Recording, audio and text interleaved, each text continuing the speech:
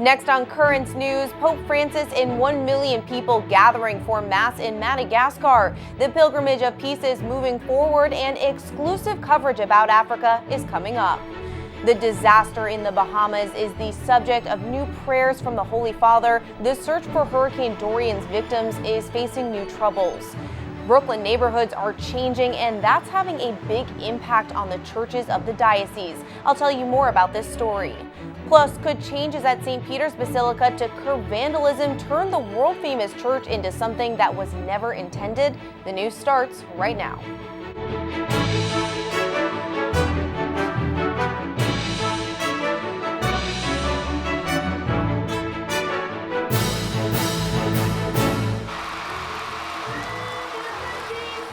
Pope Francis's mission to Africa is becoming a massive celebration. 1 million people turned out for Mass in Madagascar, and 1 of every 10 people living in Mauritius did the same.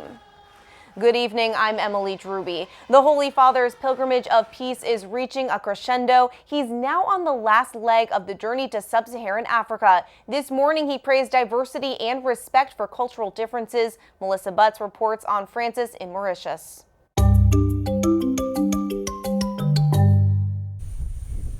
Early Monday morning, Pope Francis flew to the island of Mauritius to begin the final 8-hour leg of his African trip. He was warmly welcomed by around 10% of the country's population as he made his way to the monument of Mary, Queen of Peace. It's the same place where John Paul II celebrated Mass 30 years ago. He spoke of the Beatitudes, mentioning French missionary priest Blessed Jacques Désiré Laval, who cared for the poor slaves in the country.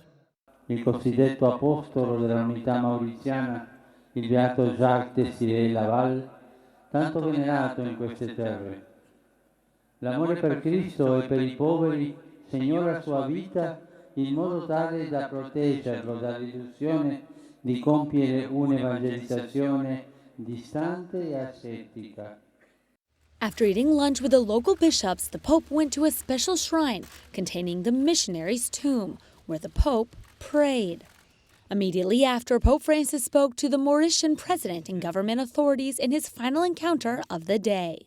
He thanked them for their cultural, ethnic, and religious diversity, but most of all for respecting differences. Pope Francis encouraged them to likewise honor the dignity of any migrant who is in search of a better life on their land. Quali protagonisti e difensori di una vera cultura dell'incontro che consente ai migranti e a tutti di essere riconosciuti nella loro dignità e nei loro diritti. He also suggested a new policy to the country, which benefits economically from tourism, while 25% of Mauritians, especially the young, are unemployed. Vorrei incoraggiarvi a sviluppare una politica economica orientata alle persone e che sappia privilegiare una migliore distribuzione delle entrate, la creazione di opportunità di lavoro e una promozione integrale dei più poveri. The political leaders then accompanied the Pope to the airport to say their goodbyes before Pope Francis returned to Madagascar. He will depart for Rome early Tuesday morning, concluding his 4th trip to Africa. Melissa Butts, Currents News. Now for more on the Holy Father's final Mass in Madagascar, the liturgy drew a crowd of 1 million people gathering at a field in the country's capital. The faithful braved wind and cold to participate in the liturgy. Many spent the night in the open air waiting for the Pope's arrival. Francis devoted a lot of time traveling in the Pope-mobile in order to be close to the greatest number of worshipers. He preached to them that Catholics should never be indifferent when witnessing contempt for human dignity. Ma il cristiano non può stare a braccia conserte, indifferente o a braccia aperte fatalista. No, il credente tende la mano come fa Gesù con lui. After the final blessing, Francis greeted Madagascar's president. Although he's not Catholic, the nation's leader and his wife attended the Mass. The Pope's Africa trip is wrapping up tomorrow. Crux Rome Bureau Chief Inés San Martin will be flying back to the Vatican with the Holy Father. Currents News will have special coverage from the papal plane and from Africa that you won't be able to find anywhere else. While in Africa, Francis directed that his condolences be sent to the people of the Bahamas. The Holy Father is saying he's deeply saddened over the devastating impact Hurricane Dorian has had on the islands. The Pope is also calling on the international community to respond with emergency assistance to help out the people. Francis is praying that Almighty God grants peace to those who've died and strength to the survivors. Right now, food rations are being distributed to the people at Marsh Harbor in the Bahamas. At the same time, recovery efforts are ramping up, but the destruction is overwhelming. Homes have been leveled, streets are gone, and debris is everywhere. Nadia Romero reports from Freeport that a woman has found something that is very precious, her cross of hope. This is what is left of it. Nothing more than a frame. Laura Jones's house in shambles. I just went blank.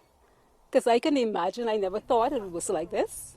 She tries to salvage anything that Hurricane Dorian didn't destroy. But there's one thing spared by Dorian's wrath keeping Laura going. Every time you look at this, what will go through your mind? In spite of everything, there's hope. You know, no matter how dark it is, no matter when I'm about to fall apart, I can look at this and realize that there's hope. Colin Rose's catamaran blocking the road survived the storm. The main structure is inside here. This is superficial.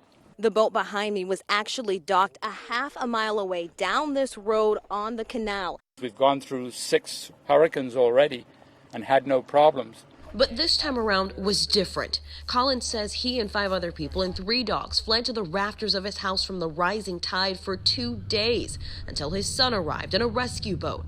Memories of the storm still haunt him. Then sorry.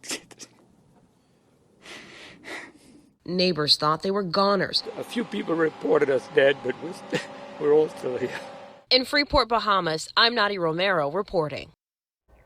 The biggest crisis facing the Bahamas tonight is locating the many people still missing after the storm. There could be thousands. William Davis survived the storm but has already seen the dead lying in the mud. You know, and I passed yesterday, and there was one laying here, and there was one laying there. And this is the beginning of the mud. He believes those 4 victims were swept away to sea, and that could be Dorian's indelible legacy. Not just the destruction, but the fact that loved ones now counted as missing may never be found. Tonight, crew members on a cargo ship that capsized off the coast of Georgia are alive, and some of them have already been rescued. The U.S. Coast Guard is in contact with the 4 men, and 3 of them have been pulled to safety. They couldn't get off the South Korean ship after a fire broke out. Rescue teams drilled holes in the hull to deliver supplies to the sailors while plans were made to get that last man out. 20 other members of the crew were saved before the ship tipped over. Tonight, there's a lot of reaction on Capitol Hill to the news that secret talks with the Taliban are in shambles. The president broke off the negotiations over the weekend. Camille Burnell reports from Washington on what's happening now in the halls of Congress. President Donald Trump pushing back on concerns from both Republicans and Democrats over his now canceled plan to host Taliban leaders at Camp David for secret peace talks. We had a meeting scheduled. It was my idea, and it was my idea to terminate it. I didn't discuss it with anybody else. Some members of the president's party praising Trump for walking away, an announcement he made via Twitter over the weekend, saying, quote, "They admitted to an attack in Kabul that killed one of our great soldiers and 11 other people. I immediately canceled the meeting and called off peace negotiations." Negotiations between nation states can happen there, but a terrorist organization that doesn't recognize nation states, that kills innocent women and children, that denies women the right to really even be in the same room as their husbands is just a minor part of the terrible things that they do. To have them at Camp David is totally unacceptable. Democrats also raising concerns. To bring the Taliban on the eve of the 18th anniversary of September 11th is about as outrageous as it gets. The Taliban responding, saying the move would not harm anyone else but the Americans themselves. But they did leave the door open to future talks. Camila Burnell, Currents News. The UN's top atomic watchdog is warning tonight that Iran is putting more advanced nuclear facilities online. Inspectors verified yesterday that Tehran is ready to test powerful centrifuges that could produce highly enriched uranium, which is essential for a nuclear weapon. Russia is saying that the development should not be a cause for big concerns. There's word tonight from North Korea that Kim Jong-un regime is ready to go back to the bargaining table with the U.S. The country's foreign minister made the announcement earlier today. North Korean officials say both countries need to agree on a time and place. Talks to denuclearize the Korean peninsula have been stalled since a failed summit in February. No reaction to the news has come from the White House yet. There's a lot more news headed your way, changing Brooklyn neighborhoods and what it all means to churches in the diocese. World-famous St. Peter's Basilica could be changed and not everyone is on board. An update tonight on the boy who spent his birthday money to help out after Hurricane Dorian.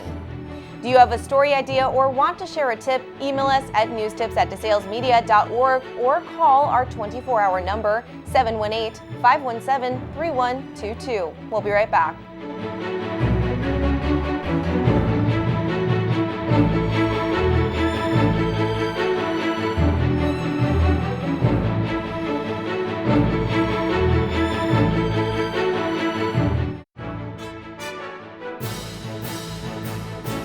It's a sad thing, really, to be honest with you, to not be able to stay in the neighborhood that you've grown up in. Brooklyn neighborhoods are changing, and with gentrification comes skyrocketing costs that make places to live very expensive. Unable to pay the price, many people are moving away from where they've been for so many years and leaving behind the parishes where they practice their faith. Still, some refuse to cut their ties with their churches, even if that means an extra sacrifice. Hundreds of people packed Sacred Heart St. Stephen Church Sunday morning. The church located in Carroll Gardens, Brooklyn, but many of these parishioners are not. The Son and of the Holy Spirit. Like the Delgados, they're up early on Sunday, preparing for their hour and 15-minute commute from Mount Vernon to Brooklyn to attend church. Lifelong parishioner Michael and his wife Elise call Sacred Heart St. Stephen their second home. So what made them move over an hour away? Price. We couldn't find anything affordable in Brooklyn. The prices have gone up so much. Much like the rest of Brooklyn, this neighborhood of Carroll Gardens has been in the process of gentrifying for years. Neighborhood changes and renovations causing housing prices to skyrocket.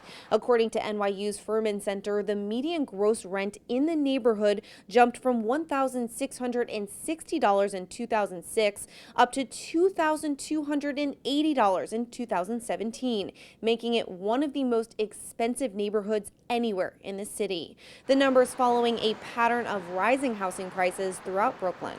We're seeing it in Crown Heights, we're seeing it in parts of Flatbush, certainly downtown Brooklyn. Judith DeSena, a gentrification expert and sociology professor at St. John's University, says working against families are not only the rising costs, but a boost in roommates willing to live together and share expenses. We're seeing more and more of unrelated adults living together. They pool their money, right? Families can't compete with that. For years, parishioners of Sacred Heart St. Stephen have been feeling the effects of the gentrification of Carroll Gardens and Brooklyn as a whole. Colleen Trajano and her family left because of rising housing prices. Yeah, my husband grew up here. We raised our children here.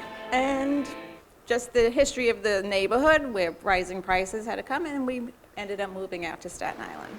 But what's remarkable about this congregation is that a longer commute hasn't prevented these families from coming back, like the Delgados. It's not just you're going to church, to praise God or, to praise Jesus.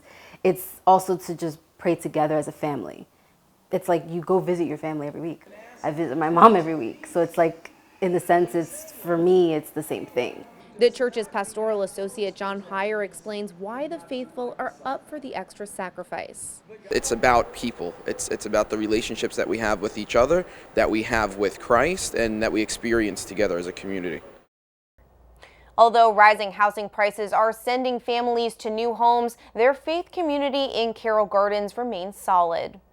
Changes could be coming to famed St. Peter's Basilica, the Pope's home church, and not everyone is happy about them. After 2 separate cases of vandalism, there's talk about putting in new barriers and security measures to keep the sacred objects located in the basilica safe.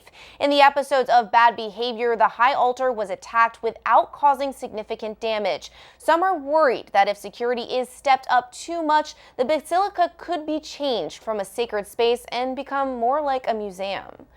There's a report tonight that New York Cardinal Timothy Dolan is closely monitoring the crisis in the Diocese of Buffalo with a view towards possible action. Buffalo's Bishop Richard Malone is facing calls for his resignation over how he's handled allegations of sexual wrongdoing. The bishop has defended his actions and is refusing to step down. Cardinal Dolan's spokesman says the cardinal is following the situation very closely and something could be said about it in the near future. Turning now to the controversy swirling around e-cigarettes, First Lady Melania Trump is speaking out. Late today, she tweeted, "I am deeply concerned about the growing epidemic of e-cigarette use in our children. We need to do all we can to protect the public from tobacco-related disease and death and prevent e-cigarettes from becoming an on-ramp to nicotine addiction for a generation of youth." At the same time, there's a reported epidemic of vaping and severe lung illness. A high school in Alabama is taking action to prevent their students from vaping in the restrooms. The doors to bathroom stalls at Wilson High School are being taken away. The move comes after a student collapsed in the boys' room, allegedly after vaping too much. Nationwide, 450 cases of people who could be suffering lung problems from vaping are being investigated. Earlier in this newscast, we told you the story about North Korea wanting to reopen talks with the United States. The goal would be to get rid of nuclear weapons on the Korean Peninsula. The news comes on the same day the communist regime is celebrating its founding 71 years ago. David Culver now reports on how Kim Jong-un is using missile tests to gain leverage. Children in South Korea's capital soaking up relief from the heat. Locals and tourists finding shade as they stroll through Seoul's busy streets. But many here unable to protect against fears of an uncertain future. I'm a college student and I'll be graduating soon, so I'm mostly worried about getting a job. It might sound strange, an economic fear more prevalent than worries over a military conflict. But with this new round of test launches, military defense experts here worry that North Korea's military capabilities are enhancing rapidly. This picture proves that North Korean missiles are really accurate. Kang Chae served as a senior director with South Korea's National Security Council. He's been analyzing the multiple test launches North Korea's carried out since early May. Wow, this is really imaginative or creative thinking. Chae points to this retrofitted lumber truck as an example. He says it allows for mobile launches, reducing the warning time. They took a truck that was for lumber, for trees, and they turned it into a rocket launcher? Yes. Successfully? Successfully. From late 2017 through all of 2018, summitry overshadowed the North's flexing of such military might. At the time, Army General Vincent Brooks counted each day that passed without a provocation from the North. Each day of counting helped us to realize that, yes, this appears to be real. His count stopped at 520 days. On May 4th, North Korea began test launching missiles once again. There are still advancing capabilities that require professional military response. Officials say the test launches violate UN Security Council resolutions. President Trump says it did not violate the agreement he made with Kim in Singapore. We never restricted short-range missiles. We'll see what happens. Many nations test those missiles. The short-range missiles can still reach South Korea and Japan. These are missiles that do threaten our two most important allies. General Brooks says he is confident in the U.S.-South Korean alliance to safeguard the peninsula. Candidly, testing by North Korea makes it easier for us to understand the capabilities of the system. Chae feels North Korea has nearly perfected their ability to evade missile defense systems. It flies very low and then hit the target right on some kinds of bullseye. Back on the streets of Seoul, folks choosing not to dwell on potential threats. Missile launches are very common, so I don't worry about them that much. All the while hoping the next generation will enjoy a new tranquility alongside their northern neighbors. David Culver, Seoul, South Korea. Still to come on Currents News, the boy who spent his money to feed hurricane evacuees is getting a special gift. What a mom is doing about school lunches, she's inspired by a saint. And the tablet has a brand new page called Our Diocesan Family, where you can share your pictures of recent baptisms, Holy Communions, confirmations, marriage, all of the joyous sacraments. For more details and to submit your photos, go to thetablet.org/ourdiocesanfamily. Your picture may be published in an upcoming issue of the newspaper. We'll be right back.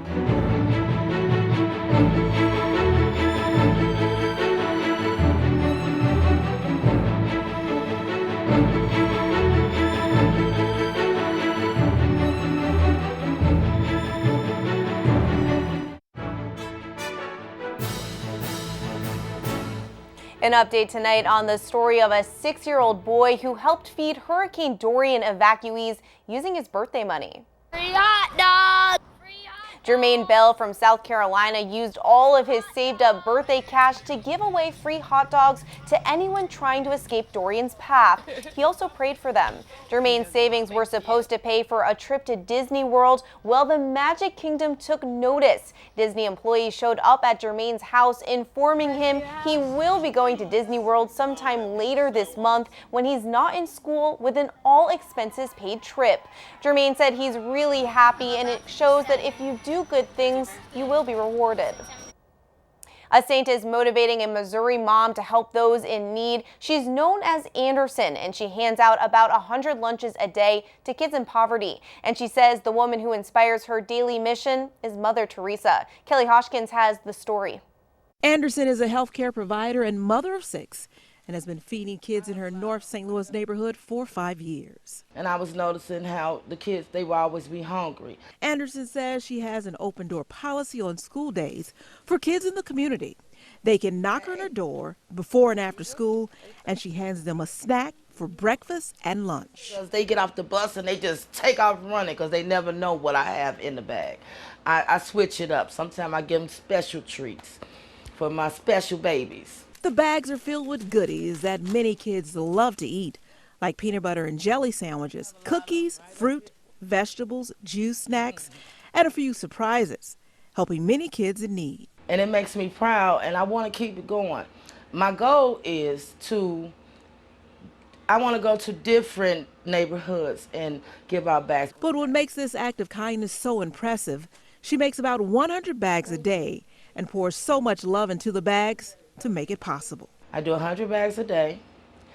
Sometimes I have to do a little more for the kids that's coming extra. The parents bring them over here to get the bags. So, so here I'm going to start doing some extra ones now, maybe about 150. Outside her home sits a sign that reads, "Champs, Tears Drops, free snacks anytime and donations welcome."